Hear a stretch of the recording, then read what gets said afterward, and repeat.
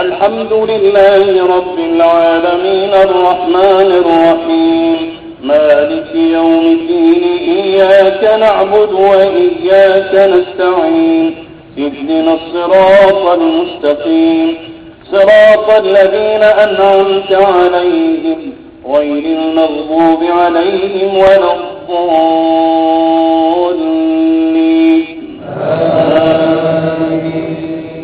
قل هو الله أحد الله الصمد لم يلد ولم يولد ولم يكن له كفوا أحد. الله أكبر.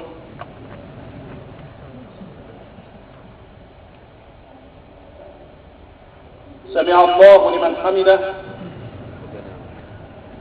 اللهم اهدنا فيمن هديت وعافنا فيمن عافيت وتولنا فيمن توليت وبارك لنا فيما أعطيت وقنا واصرف عنا شر ما قضيت إنك تقضي ولا يقضى عليك إنه لا يذل من وليت ولا يعز من عاديت تباركت ربنا وتعاليت. اللهم إنا عبيدك بنو عبيدك بنو إمائك نواصين بيدك ماض فينا حكمك عدل فينا قضاؤك. نسألك اللهم بكل اسم هو لك سميت به نفسك أو أنزلته في كتابك أو علمته أحدا من خلقك أو استأثرت به في علم الغيب عندك أن تجعل القرآن العظيم ربيع قلوبنا ونور أبصارنا وجلاء أحزاننا وذهاب همومنا وغمومنا. اللهم ذكرنا منه ما نسينا وعلمنا منه ما جهلنا وارزقنا حق تلاوته آناء الليل وأطراف النهار على الوجه الذي يرضيك عنا. اللهم البسنا به الحلل وأسبغ علينا به النعم واجعلنا به عند الجزاء من الفائزين وعند النعماء من الشاكرين وعند البلاء من الصابرين ولا تجعلنا ممن استهوته الشياطين فشغلته بالدنيا عن الدين. اللهم ارحمنا وعافنا واعف عنا. اللهم اختم لنا شهر رمضان برضوانك. اللهم إنا نسألك رحمة تهدي بها قلوبنا وتجمع بها أمرنا وتعصمنا بها من كل سوء ومكروه وتوفقنا للقيام بكل ما فرضت علينا.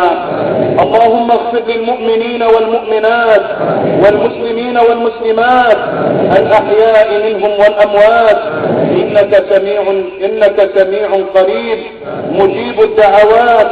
واجعل اللهم بفضلك هذا البلد آمنا مطمئنا وسائر بلاد المسلمين. اللهم لا تؤاخذنا بما فعل السفهاء منا وارفع اللهم مقتك وغضبك عنا ولا تسلط علينا بذنوبنا من لا يخافك ولا يرحمنا وكف أيدي الظالمين عنا وعن سائر المسلمين. اللهم لا تدع لنا في هذا المقام ذنبا إلا غفرته ولا هما إلا فرجته ولا دينا إلا قضيته ولا حاجة من حوائج الدنيا والآخرة هي لك رضا ولنا فيها صلاح إلا قضيتها ويسرتها.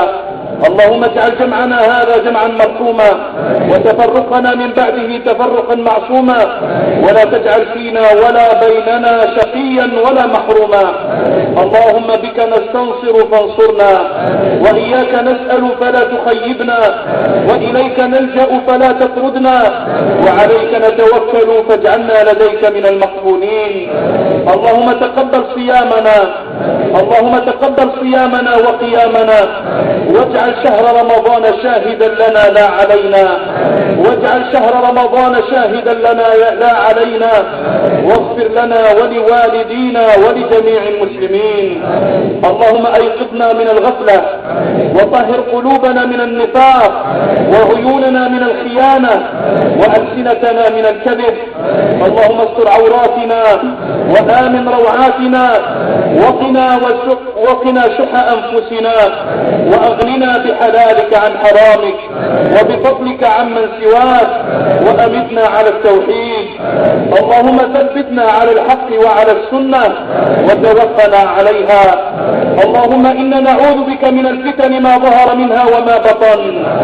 اللهم اجعلنا هداة مهتدين صالحين مصلحين. اللهم يسر لنا أمورنا واستر عيوبنا وأصلح فساد قلوبنا. اللهم اصلح لنا ديننا الذي هو عصمة أمرنا، وأصلح لنا دنيانا التي فيها معاشنا، وأصلح لنا آخرتنا التي فيها معادنا. واجعل الحياة زيادة لنا في كل خير، واجعل الموت راحة لنا من كل شر. اللهم إنا نسألك موجبات رحمتك وعزائم مغفرتك والسلامة من كل إثم والغنيمة من كل بر والفوز بالجنة والنجاة من النار.